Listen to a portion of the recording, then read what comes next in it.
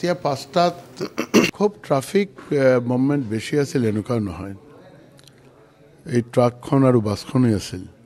যিমানখিনি জ্ঞাত হ'লো আৰু এটা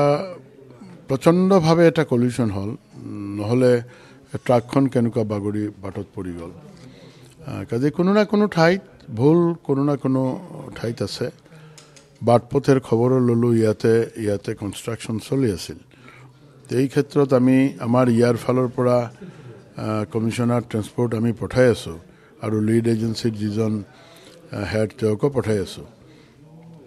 গৌৰৱ উপাধ্যায় আৰু আমাৰ অংকুৰ জৈন আৰু লগতে NHIDCL যিজনে গোটেই ৰাস্তাখিনি চাই অসমত তেওঁ গৈ আছে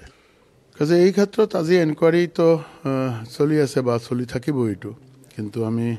আৰু কিবা এটা দিলেও যে তেওঁলোকৰ প্ৰাণ ঘূৰি আহিব এনেকুৱা কথা নহয় আসল কথাটো হ'ল কিয় এক্সিডেণ্টটো হ'ল এই কথাটোই ওলাব লাগে আৰু নিশ্চিতভাৱে ইয়াতে যদি